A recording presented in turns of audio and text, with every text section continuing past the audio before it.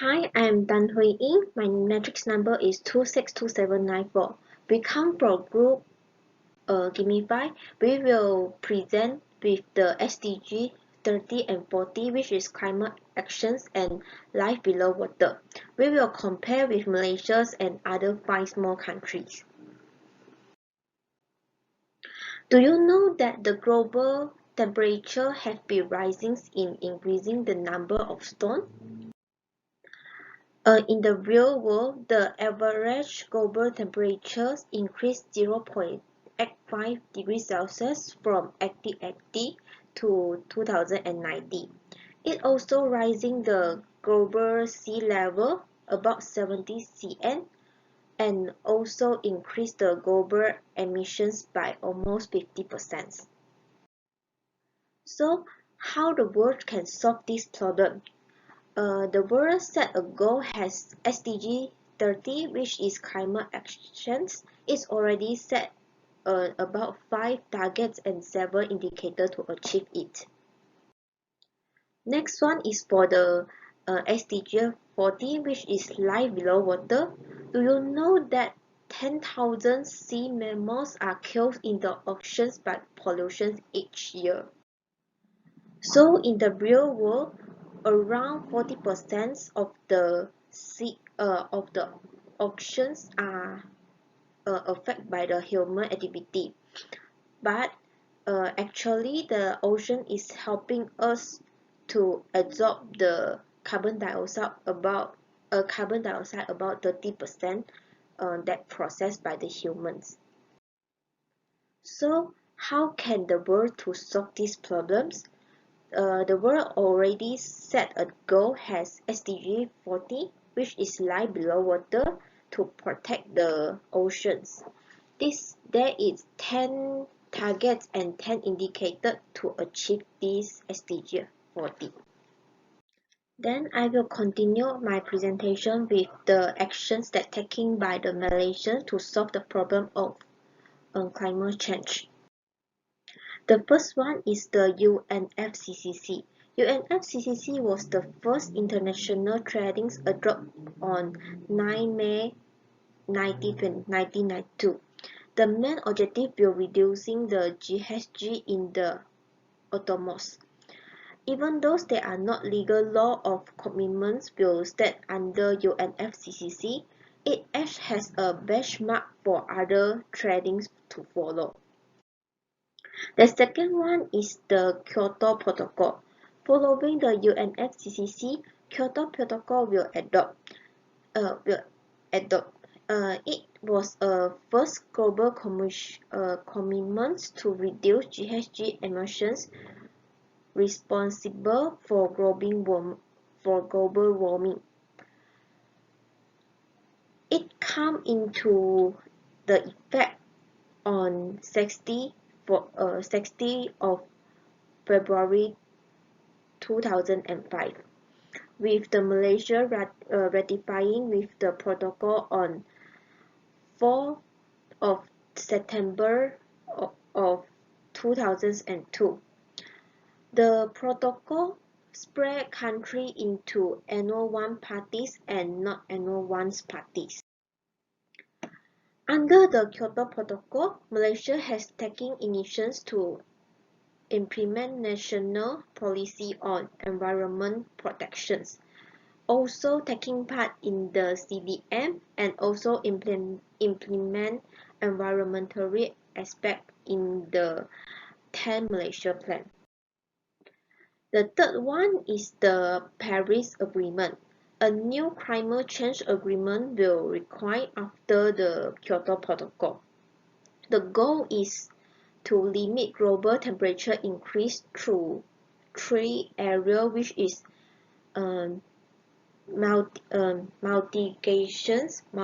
mitigations, adoptions, and finance.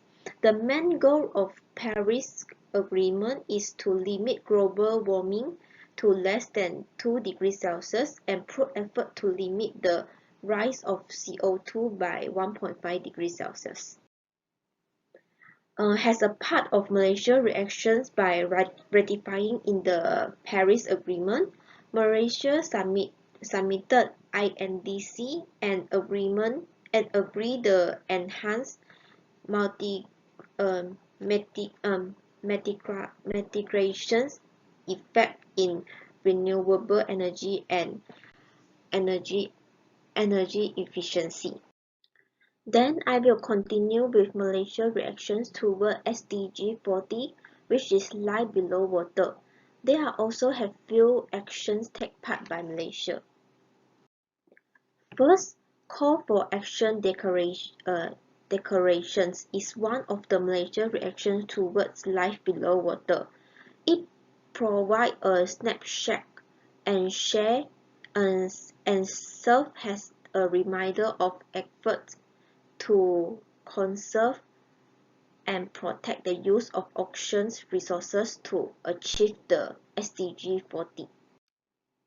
The second one is the 11 Malaysia Plan. The 11 Malaysia Plan set a goal to improve the management of constant area. In the goal of 2020, 10% of constant area will be marked as protect area. The next one is the National Plan of Actions on Fisher Capacity. This helping the governments to determine the optimal fisheries or capacity as well as policy directions and strategy to manage fisher capacity and protect the sea mammal. So that's all for my presentations. Thank you. Assalamualaikum warahmatullahi wabarakatuh. So my name is Hazleena. My meeting number is 264424 and I will present about SDG 13 and 14 in Sweden. So Sweden has measured to have reached 84.72% of the global goals and thus ranked as world leader in reach of the goal. Sweden achieved the goals of reduce poverty, good health and well-being, equality and affordable and clean energy, but it estimates to have a major challenge in responsible consumption and production and climate action. In the year's report, the effect of the COVID-19 are taken into account and is believed to have a negative impact of the world of reaching most of the goal. Climate action. The report scores Sweden highly on clean energy, since its population has electricity access and renewable play an important part of energy supply. It states that major challenge remain on climate action with its carbon dioxide CO2 emission. Its criticism that persists across every country. In top of 15, not a single top-ranked state has scored outside of the red zone on climate. In the lines of United Nations Global Goal 19 on climate action. So according to energy-related CO2 emission, it shows that the score has stagnated at less than 50% of required rate, which is 4.29 in 2017.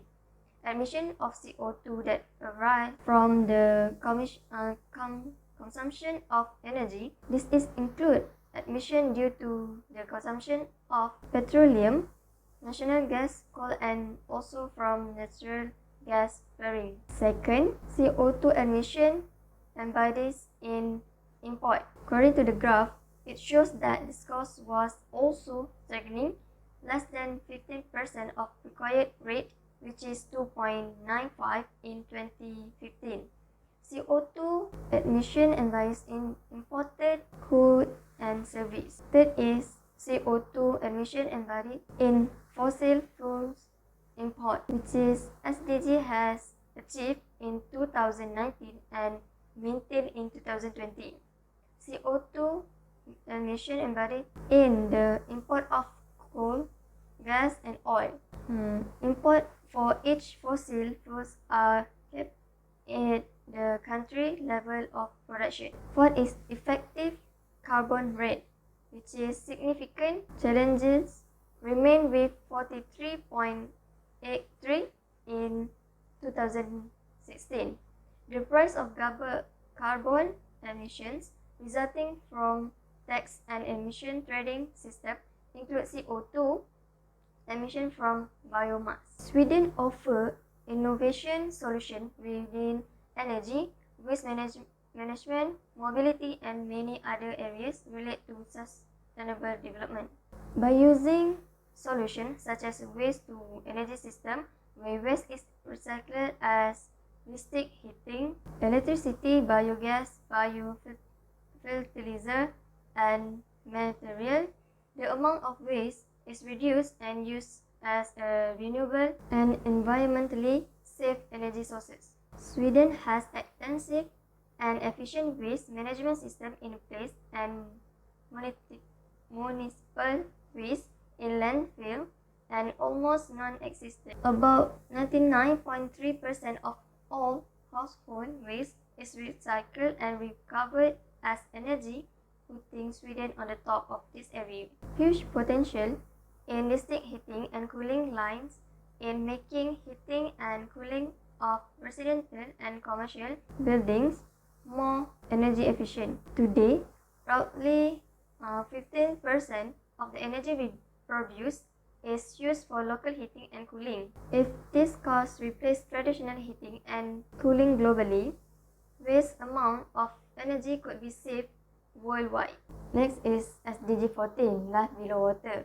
Main area that is protect the marine side important to biodiversity, which is this SDG has achieved and it's maintained the track of 59.11 in 2018. Second is Ocean Health Index with clean water. Its score significant challenge remain and its score decreasing, which is 63.38 in 2019. Third is fish catch from overexploit and collect stock. Its significant change remain, with the score decreased 41.35 in 2014. Fourth is fish catch by trilling. Its major challenge remain, with score stagnating at less than 50% of required rate, with 79.26% in 2014. Fifth, marine biodiversity trade invalid in import.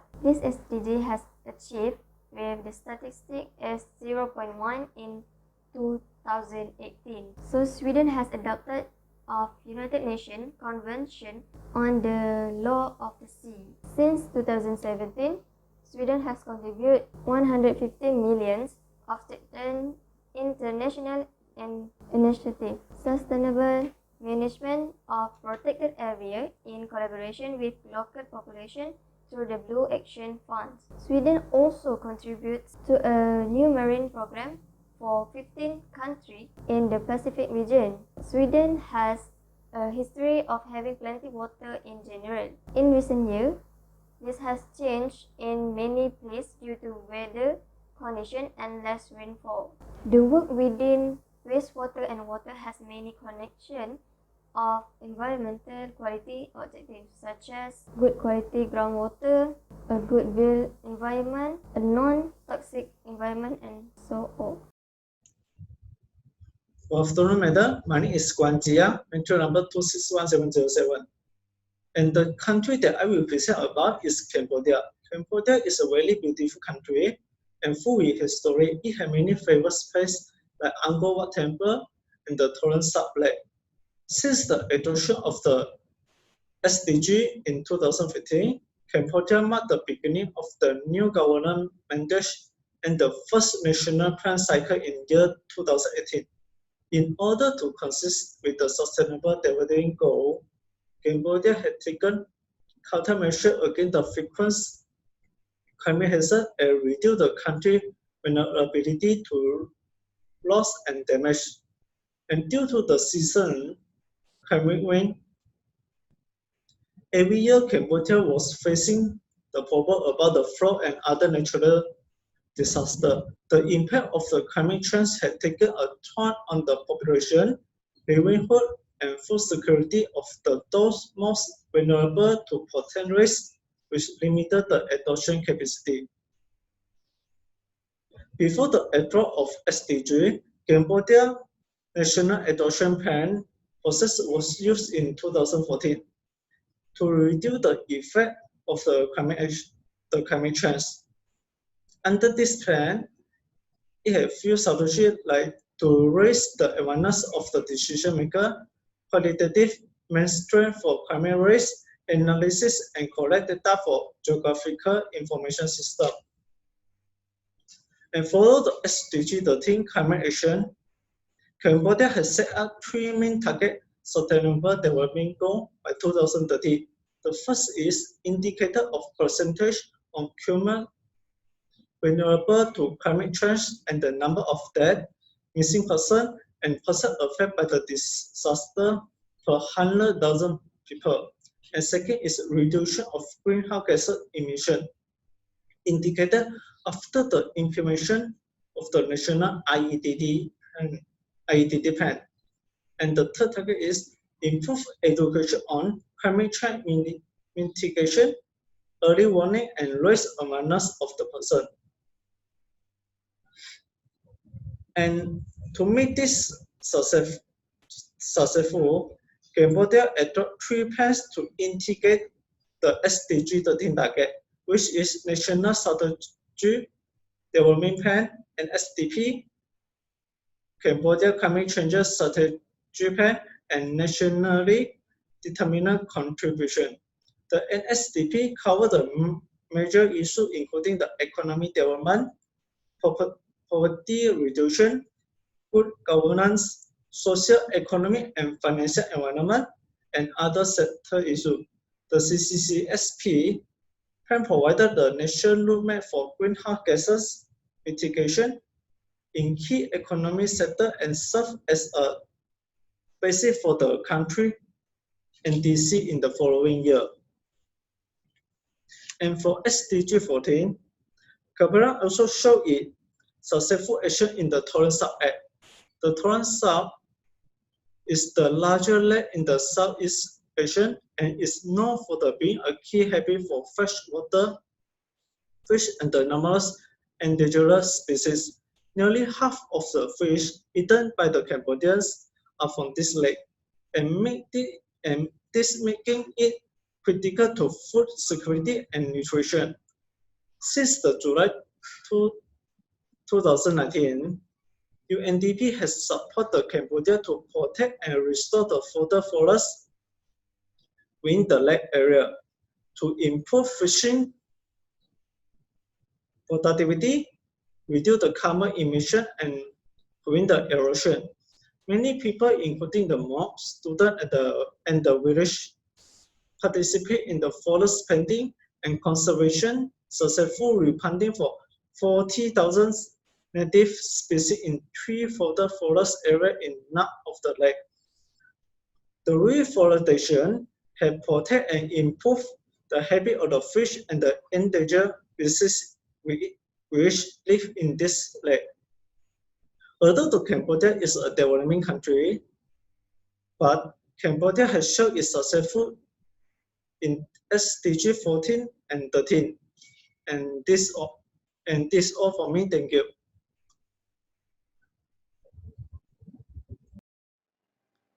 Let's look at SDG 13 and 14 for Singapore. This is the indicator of SDG 13 climate action at Singapore. Till 2019, Singapore has achieved SDG 13.3b, which is promote mechanism for raising capacity for effective climate change related planning and management in least developed countries and small island developing states. SDG 13.3a is not applicable at Singapore. SDG 13.1, 13.2, and 13.3 are in progress to be achieved by 2030. By 2030, Singapore are trying to reduce the greenhouse gas emissions across all sectors.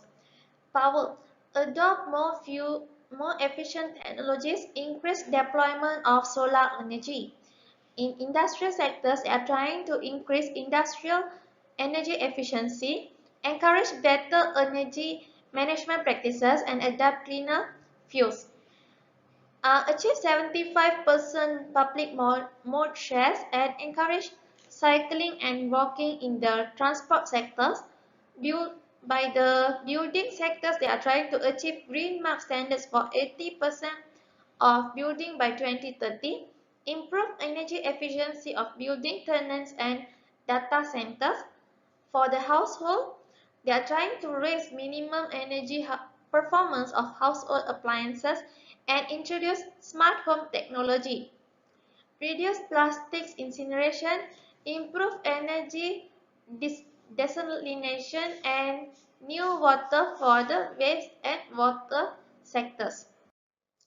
Strategy that Singapore implemented to achieve the goal of SDG 13 is establish the Center for Climate Research Singapore CCRS to developing home research expertise in the weather and climate of Singapore and the wider Southeast Asian region.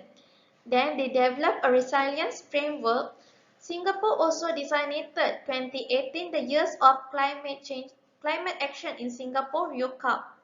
Climate change is integrated in school curricula across subjects such as economics, geography, and the science.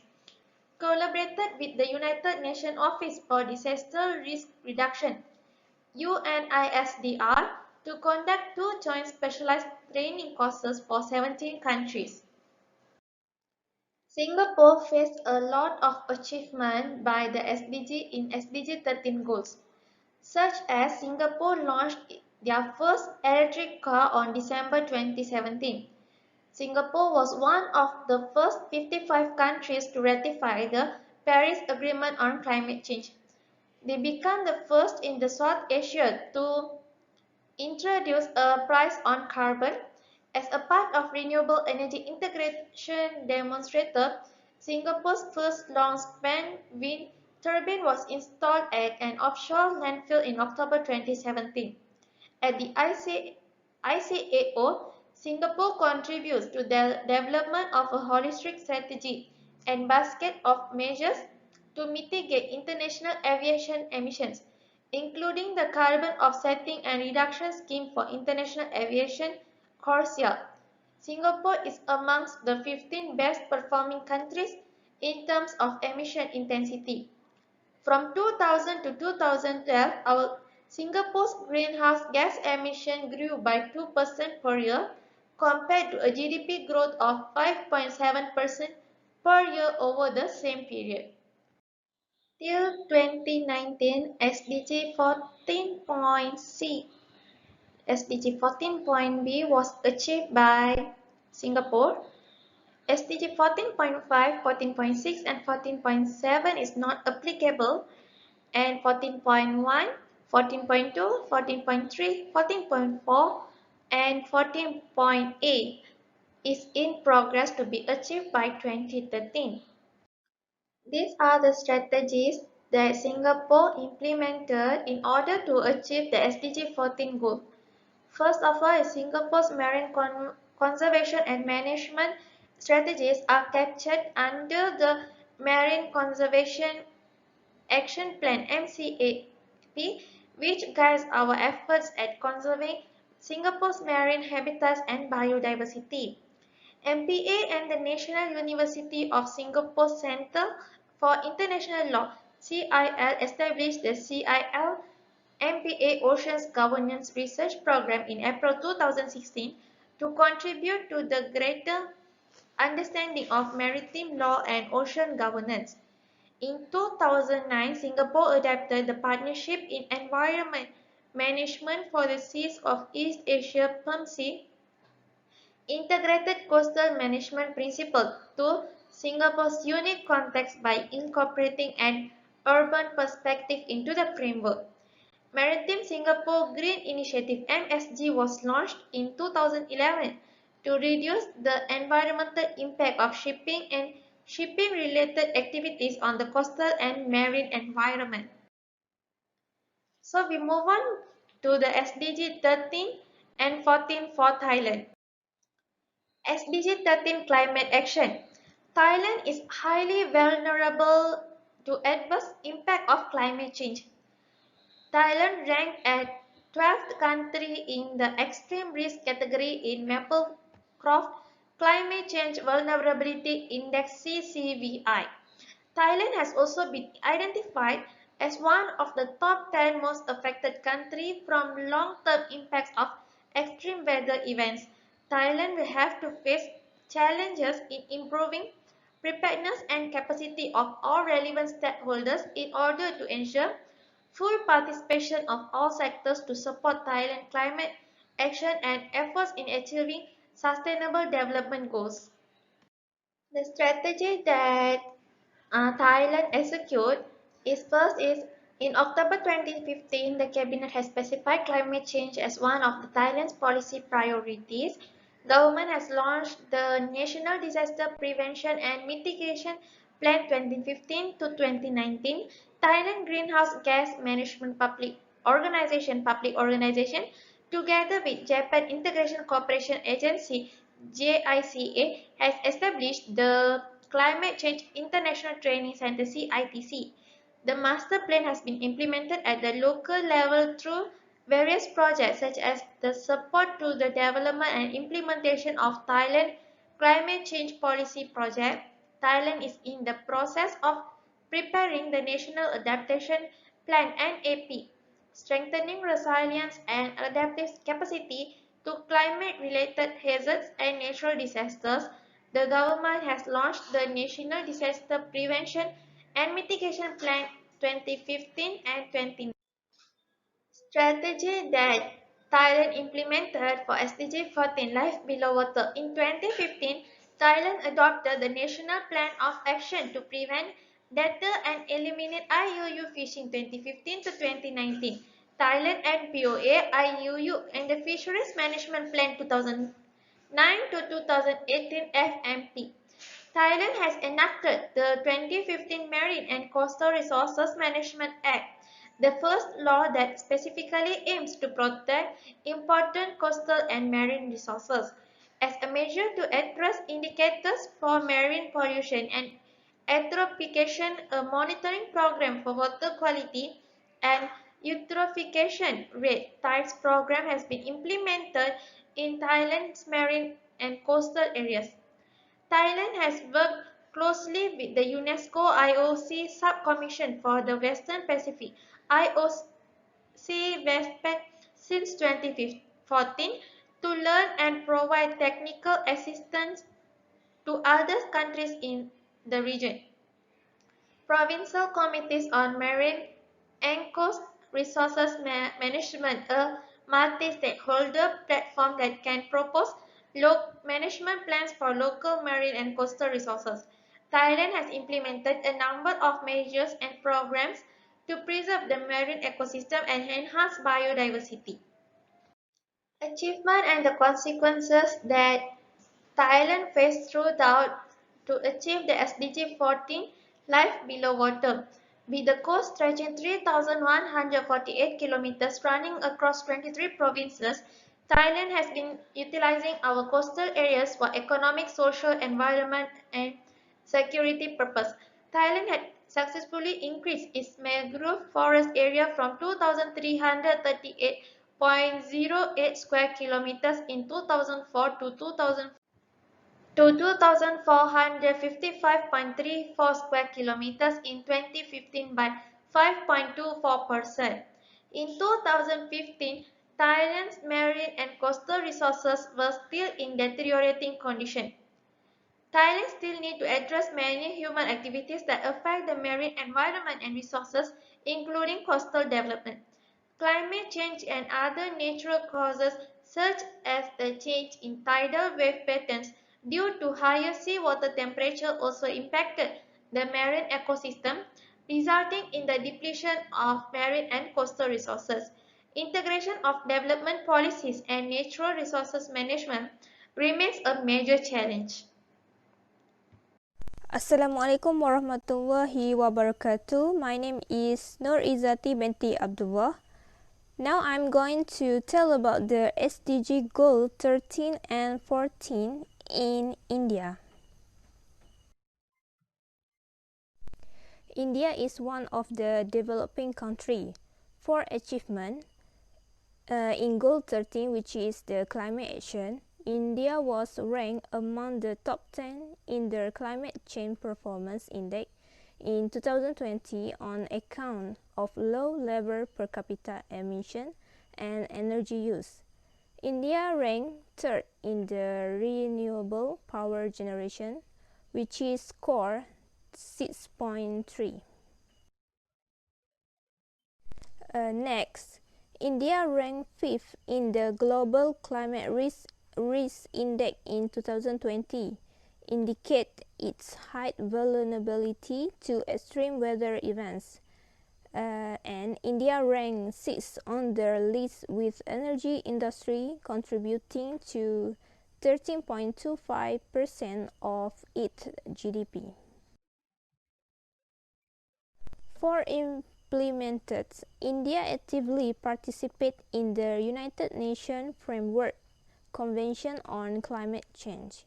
Secondly, India launched the Green Energy Corridor project to synchronize electricity produced from all renewable energy sources with conventional power stations. Next, India is promoting solar energy through fiscal and promotional incentives, such as capital and interest subsidies. Lastly, India launched the International Coalition for Disaster Resilient Infrastructure to exchange knowledge and resources. SDG 40 is about life below water. In India, maximum sustainable yield in fishing increased from 3.7 million tons per year in 2015 to 2017 to 5.3 million tons per year in 2017-2018. The increasing is about 4.3%. Secondly, area under mangrove increased from 4,714 square kilometers in 2015 to 4,975 square kilometers. Thirdly, median pH of coastal water in India shore zone is 7.8 to 8.2. For implemented SDG 40 in India, under Mangrove for the Future (MFF), India has prepared a national strategy and action plan to manage the mangrove and coastal ecosystem. India regularly monitors possible pollution by oil, sea cargo, sewage and garbage, as well as air pollution by ships. In June 2019, Government of India created an independent ministry for fisheries, animal husbandry and dairying. Next, eco-labeling initiatives are being promoted for managing marine fisheries to bring positive change in fisheries sector. Lastly, in 2017, the National Marine Fisheries Policy was notified for the first time, highlighting the challenges of overfishing and climate change. As a conclusion, SDG goals is the principal approach to achieve the 2013 agenda. While the progress achieved is in implementing SDG, there are several things to be reached in the journey to achieving the target. So, Goal 13 and 14 that have been implemented by Malaysia, Sweden, Cambodia, Singapore, Indonesia, and India hopefully can protect the nature and also the marine life in the future.